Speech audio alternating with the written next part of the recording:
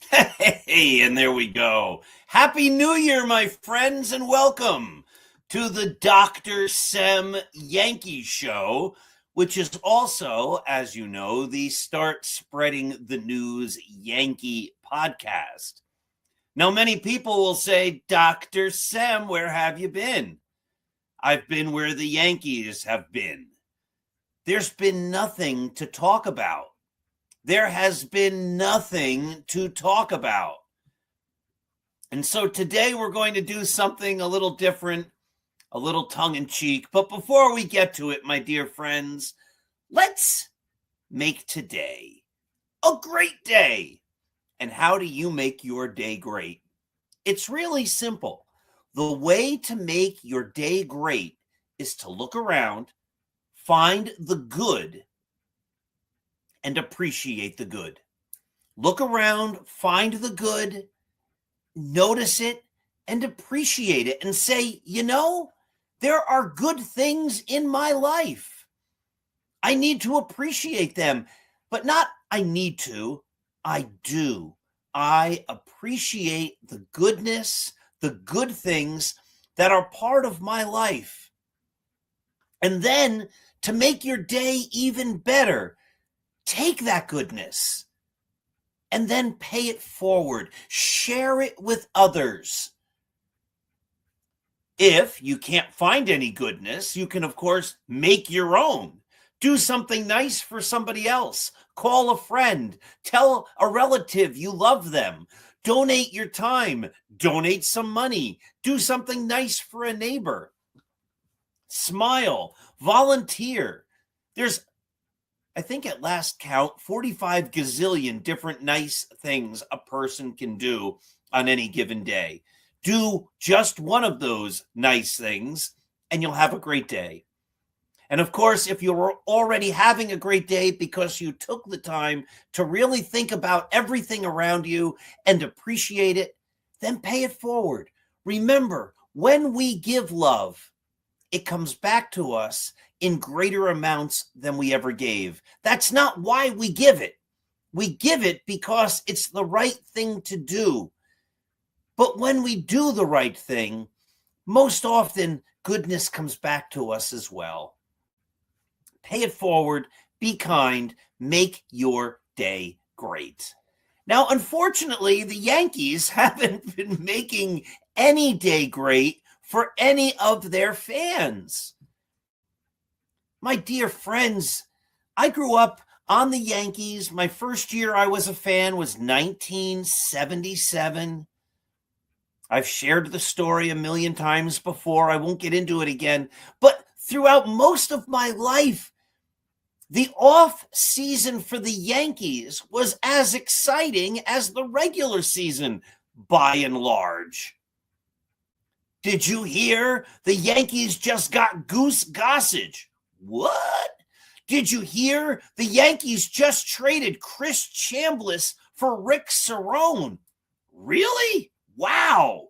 Did you hear the Yankees just got Dave Winfield? The Yankees just traded for Ricky Henderson. The Yankees just signed Jack Clark. The Yankees just got Wade Boggs and Jimmy Key and Danny Tartabull. The Yankees just re-signed David Cone. The Yankees just traded David Wells for Roger Clemens. The Yankees just got Tino Martinez. The Yankees just got Jason Giambi. The Yankees just got Mike Messina. The Yankees just got Hideki Matsui. The Yankees just got Masahiro Tanaka. The Yankees just got CC Sabathia and Mark Teixeira. The Yankees just got Gary Sheffield. The Yankees just got Giancarlo Stanton. The Yankees just got Garrett Cole. The Yankees just traded for Juan Soto. Those days are gone, my friends. What have the Yankees done this year, this offseason? There was a time when it was so much fun to be a Yankees fan. Now, I run a great site. You know that. I run Start Spreading the News. Let's put the banner up here. Let's take the other banner down. And by and large, we put up 3 articles every single day. We started this blog in 2017, which means this is our 9th year. Just do the math. 9 years, 365 and a quarter days, at least 3 articles every day. We generate content like no one else. And we do it without any big financial backing. We're not part of a big network.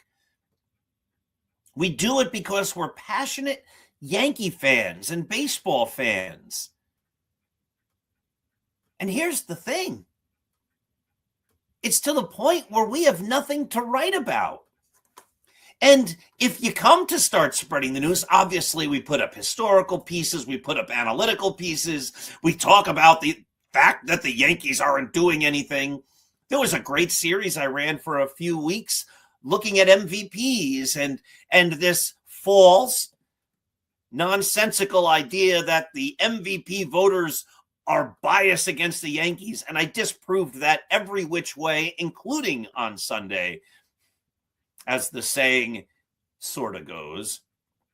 But we had a whole series on that. We still generate great content. But as far as Yankee news to report on, there's been none. I have a staff of about 10 guys who write for Start Spreading the News. 10 people. They're not all men. And they tell me I have nothing to say. I can't think of anything to write about this time.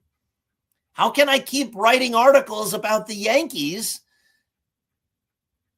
if the Yankees aren't doing anything? And then I also simulcast from a number of other sites, other big-time Yankee writers who've been writing about the Yankees and who are passionate about the team and have been doing this for decades, or at least many years. And they have nothing to say. So I'm sure the Yankees don't watch the Dr. Sem Yankees Show, and I'm sure they don't watch the Start Spreading the News podcast. By the way, EJ and I will find a time and start going back to our regular 9 p.m. Monday programming soon. But Yankees, Hal Steinbrenner, call me. Brian Cashman, call me. Write me an email. Reach out to me. Because I need to explain something to you that I don't think you've realized quite well enough. The average person couldn't care less about baseball anymore. So many people, there's so many other things. I've made this argument for a long time. The more the Yankees go to streaming services, and every team, but I only care about the Yankees, the more they go to streaming services, and the more they take their games off the Yes Network, whether it's them or Major League Baseball or both or whomever. But when you can't watch the team, you will lose interest in the team. That's just a fact. There are so many things to gather and capture our attention today that if you decide on a given night during the baseball season, I'd like to watch a ball game, I'd like to see the Yankees, and you put on the Yes Network and they're not there, there's a lot of fans that are going to say, all right, I don't know, I guess I'll go do something else. See what else is on. Maybe I'll watch a movie on Hulu or Netflix or whatever. Maybe I'll go out to dinner. Maybe I'll play a game. Maybe I'll read a book. Maybe I'll exercise. Maybe I'll talk to my spouse. Maybe I'll go visit my grandchildren. Maybe I'll call my parents. Maybe I'll write an email. Maybe I'll write a letter. Again, there are 45 gazillion different things people can do. If they want to watch the Yankees and the Yankees aren't there, there are a dwindling number of people that are going to say, oh, they're not on Yes? I wonder if they're on Fox. I wonder if they're on NBC. I wonder if they're on Channel 11. I wonder if they're on ESPN. Maybe this is a Major League Baseball Network game. Oh, maybe it's a TBS game. Maybe this one's on Fox Sports 1. People aren't going to do that. They don't do that. You put the game on. If it's there, you watch it. If it's not there, you don't. Very few of those people are going to say, oh, yes, I'm going to spend extra money to subscribe to the Yes app and the Gotham app and Peacock and Apple TV and whatever else, other Amazon Prime and all these other things. I'm going to spend $95 gazillion, the same dollar after the same dollar after the same dollar to watch the same baseball team. You're not going to keep spending money. The average fan isn't going to care that much. I'm going to put the game on and I'm going to watch the Yankees. Now I'm interested. Now you've created a fan. If they're not there, they're going to find other things to do. That's already happening. The idea that we're getting lots of money from streaming services is short-lived.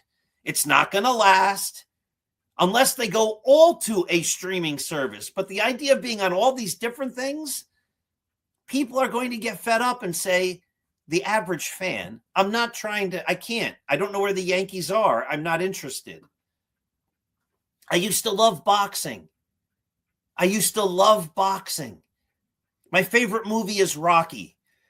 I could spend the next 75 hours quoting every single Rocky movie, maybe line by line with probably about 85% success rate, word for word, especially from like Rocky 3, which I saw 5 gazillion times as a kid.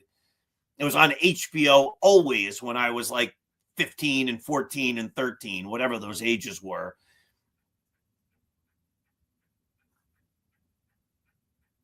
I used to love boxing. I don't know anything about boxing anymore. I don't follow it. I don't know where to watch the fights. I'm not spending $100 to watch some pay-per-view thing. No, just like I'm not going to pay money to watch the Yankees. No. The Yankees don't pay me to advertise them and create interest in them. I'm certainly not going to pay to watch a game that I could have watched a couple of years ago on the Yes Network and a couple of years prior to that on Channel 11. No. If they're not accessible to me, I won't watch it. But I don't watch boxing anymore because they took it away from me. I'd still be someone who cares about boxing, but they took it away. They were on HBO, which you had to buy, which I don't anymore. But then they're on Showtime, which you had to buy, which I don't. And then, like, you follow a fighter for a little while, and then they're on pay-per-view. Yeah, I know you like this fighter, but now you got to pay even more money to watch his championship. No, forget it. I don't care. I don't know where they are. I don't know when they're on. I don't have a schedule. No, I couldn't tell you who the heavyweight champion of the world is. I couldn't tell you any boxing champions. I can tell you a whole bunch from a long time ago, from the 80s and the 90s. Not anymore. I don't know who any of them are. They took the sport away. And that's what baseball's doing. But that's not even my point here. My point is, you have me, a guy who made a Yankee site. We've had millions and millions of people visit, start spreading the news. Millions and millions of people who have come to my site over these now it's into its 9th year. I run that site every single day. And when I'm working, that means I'm waking up in the early hours of the morning to pre-program articles so that they go off on time at 6 a.m., 10 a.m., and 2 p.m. I invest so much time because I love doing it. But I'm tired of writing about nothing. A couple weeks ago, I came on this podcast and I tried to pull up the Seinfeld theme, if you remember, because the Yankees are a show about nothing, just like Seinfeld was. And I loved Seinfeld, but I don't love this. They're turning off not the average person who goes, let me watch the Yankees. No, I'll do something else. I'm at least foolish enough to go, well, where are they? Fox 1, TBS, Fox regular, MLB Network, ESPN. I'll try to find them. If they're on a streaming service, then I'll give up. I'm not paying extra money to watch the Yankees. But they're not just turning off the average fan. The people I simulcast on Start Spreading the News haven't written articles about the Yankees. Die-hard fans, people who care and who have invested years and years and years into the team and into writing about the team and into creating interest about the team, have nothing to say. It's hard for me to put up 3 articles every day when I used to get articles from here and that person's not writing them. And I used to get articles from there and that person's not writing. And my own writers are saying, I have nothing to say. There's nothing to say. They're not just turning off the average fan. They're turning off their most loyal people, the people who give them free advertising, the people who write blogs and talk about their team in podcasts. I can't simulcast a podcast on my site that I usually simulcast because they haven't had an episode in over a month, just like I haven't, because there's nothing to say. There was a time when the Yankees were interesting, when the off season was interesting, and people would say, I can't believe they might get player X. And they didn't always get those players. And all those players, Jose Contreras or Hideki Irabu, though he helped them win a World Series, or Giancarlo Stanton, who hasn't helped them win a World Series, or Danny Tartabull, or Ruben Sierra, or even Jack Clark didn't have a great year the one year he was a Yankee. It doesn't always work out, but there was always this sense that the Yankees wanted to become better. Not this year. Does anybody get the sense that the Yankees want to be better? Does anybody get that sense? I mean, I think they're proving it to us, showing us plainly. We're not going after any players. We're not really doing anything of interest. We're hiring players out of the Mexican League. We're bringing back bench pieces from last year, making a big deal about it. This isn't the way to create interest. The average fan couldn't care less. For the average fan, the Yankees are the last thing on their mind. What do they care about the Yankees? There's nothing to care about. But worse, it's the diehard fans. The people like me and the other people writing Yankee sites and doing Yankee blogs who are saying they don't care. Go read, Start Spreading the News, but go read some of the other Yankee sites. They're all saying the same thing. I'm fed up with this team. They're boring.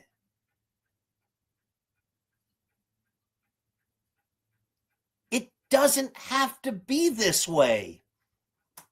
The Yankees, as you all know, are worth billions of dollars more than any other baseball team, including the Dodgers. Last year, the Yankees were worth over $8 billion. The Dodgers were worth over $6 billion. Those numbers have probably gotten a lot closer when the new Forbes numbers comes out, usually around February or March. I'm sure the gap is shrinking because the Dodgers go out and get players and they keep winning World Series and the Yankees keep doing nothing. But the bigger point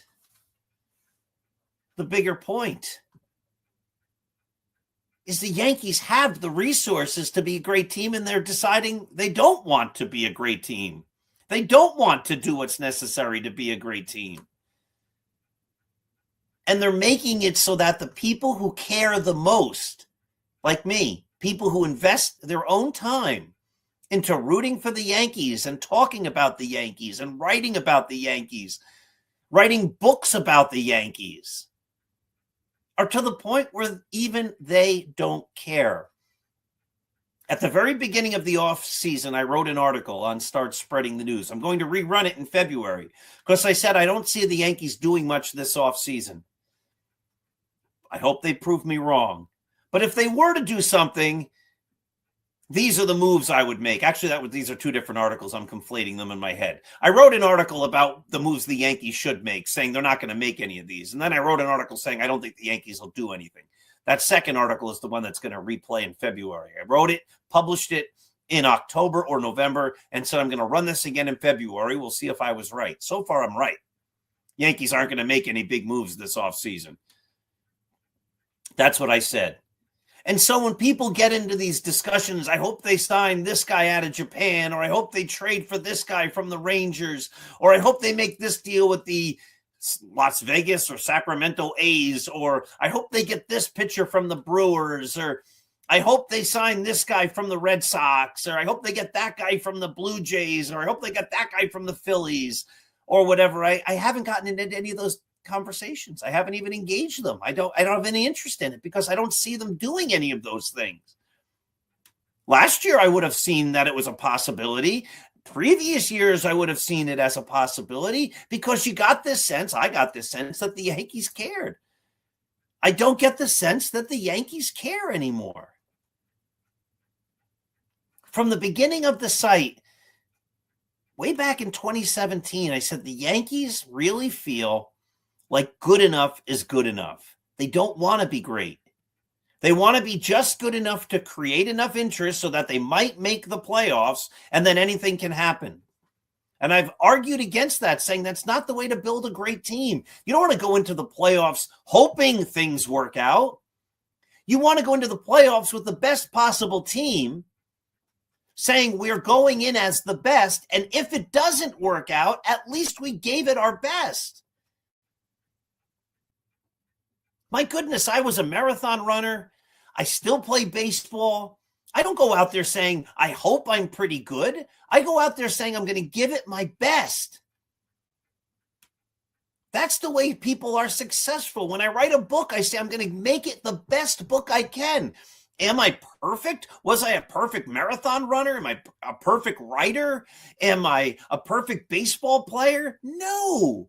But the intention, no one can doubt that the intention is to be great, the best, when it comes to those things I do. Everybody doubts that that's the way the Yankees approach it. Even their most loyal supporters say, yeah, it's true. Every year they leave a bunch of holes on the team and just hope for the best. That's not the way to build interest, and that's not when you're the Yankees, and that's not the way to build a championship team. At all. In any way. None of that is how you do it. And that's the approach the Yankees have followed. Yeah, we'll try to get in the playoffs. We'll probably get in. We'll be over 500. You know, no one has been over 500 as many years as us. We really can do it. And maybe something good will happen in the playoffs. That's not the way. It should be, we want to be the best. And if we don't win, something went wrong. But at least the goal was to be the best. There's a vast chasm between those two different ideas. We want to be good and hope for the best, or we want to try to be the best. We'll do everything we can to be the best, knowing that it's not always going to work out that way. But that's okay. It's okay that the Yankees didn't win the World Series in 1954 and 1955. Everybody still knew they wanted to be the best. Then they won it in 56. They didn't win it in 57, but that was okay because they were still trying to be the best.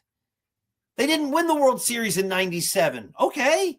They still wanted to be the best. They didn't win the World Series in 2001. That's okay. Everybody knew they still wanted to be the best. No one is saying they have to win the World Series every year. When people make that argument, they know they're making a false argument to try to make the people saying that the Yankees need to try to be the best look foolish. No. Is that the way most people, I hope not, do their jobs? When I hire people, I want to hire people that say, I want to be the best. I had a school custodian who came to me and said, my job is to keep the school clean. And my job is to be the very best at keeping the school clean. Yes. I want a secretary to say, I want to be the very best secretary. I want a kindergarten teacher to say, I want to be the very best kindergarten teacher. I want the teacher's aide to say, I want to be the very best teacher's aide. I want the cafeteria worker to say, I want to be the very best cafeteria worker. I want the principal to say, I want to be the very best principal. I don't want any of these people to go, yeah, I just want to be pretty good. Just good enough. Do you want your doctor to be just good enough? Do you want the people who pick up your trash to be just good enough?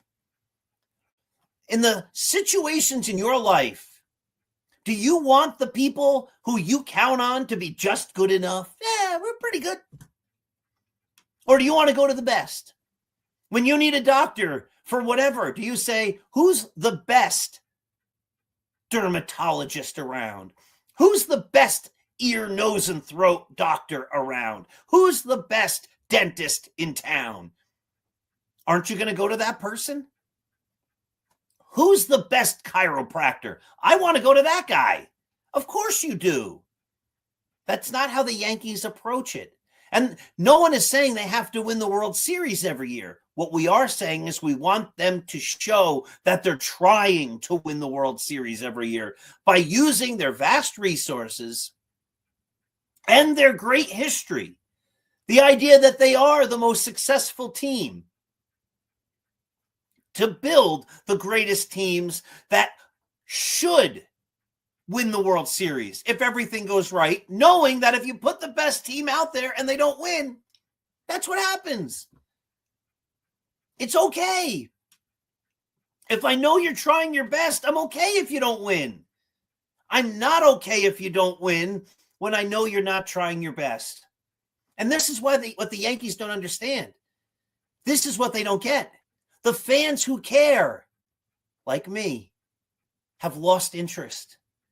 I'm not doing a podcast every week anymore. My writers are struggling to come up with content because there's nothing to write about, because the Yankees have become boring. Now, what I was going to do, ran out of time. I was going to read from this dictionary. I love this dictionary, by the way. This is a huge dictionary. I was going to read all the different things it says about the word nothing. I didn't have time. I was just going to read them all and say these all define the Yankees. Every one of these definitions in this dictionary about nothing describes the Yankees offseason because that's what they've done. Nothing. Nothing of significance. Now, that can all change, and I hope it does. I hope they say, you know what? We're really blowing it because everybody's bored with our franchise and they see that we're acting like we don't care. We can't let them believe that we don't care.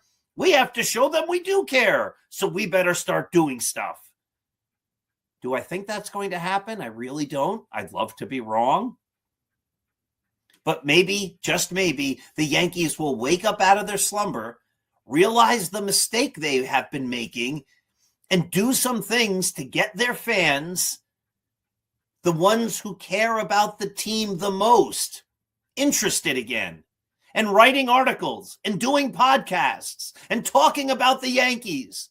Because right now, the only thing they're talking about when we do write and when we do a podcast is how frustrated and bored we are with the Yankees. Now, again, I'm not bored with other aspects of my life. Other aspects of my life are great. I've got books coming out. West Point to Gettysburg has been endorsed by the greatest Civil War writer of today. My Yankee book is getting rave reviews. It's coming out in March. I have another book that I'll tell you about soon that's also getting rave reviews. That's about the news industry. I mean, I've got great things. I've got a wonderful, loving wife, 3 loving sons, 2 loving granddaughters, the most beautiful, wonderful, terrific grandchildren in the world. I have professional responsibilities that keep growing in various ways because people are so happy with the work I do. I have a baseball season coming up. I don't run marathons anymore, but 26.2 miles, but I have a big race coming up in the fall. That's not a marathon, but still going to be fun. I mean, I have some of my parents. We love watching some TV shows together. One special TV show that we've been watching together. But family time. I have so many great things in my life. Everything is happy because I make it happy, because I look to the good. But the one thing, we're the place where there's no good to look for, none, is the Yankees. And I sure hope they realize that. I sure hope I don't have to go to the dictionary and look up the word nothing and realize that every one of the definitions in a giant dictionary about nothing describes what the Yankees are doing this off season. What a shame. They're not the Kansas City Royals or the Milwaukee Brewers or the Pittsburgh Pirates, who are a team that doesn't have a lot of resources. They're the Yankees with the most resources. They should be the team with the greatest energy and the greatest passion. They haven't won a World Series in 15 years. They should be saying, this is unacceptable. We have to put the pedal to the metal and go at it even harder than before. And instead they're going, yeah, it's good enough. Whatever. And they're turning off their fan base. That's why they need to call me. They need me to run the team, to get people excited again, because the people running the team right now have bored the living daylights out of their fan base. All right, my friends, have yourselves a wonderful day. Thank you for listening. Look to the good. Don't let the Yankees bring you down. I'm here to talk about the Yankees, so I'll tell you how bad they are right now and how boring, but there's got to be other things in your life to bring you happiness and joy. Maybe there's some joy in complaining about the Yankees. I don't know. I'd rather be talking about the world championship that the Yankees just won.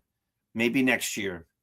Who knows? Maybe by the time you watch this podcast, the Yankees will have signed Bo Bichette and Alex Bregman and made a couple of big trades and said, wow, we've got to make this team great. But I doubt it. Anyway, have yourselves a wonderful day. Look to the good. Be kind. Be loving. And keep looking to the bright side. Enjoy, my friends. Thank you for watching. Have a great day.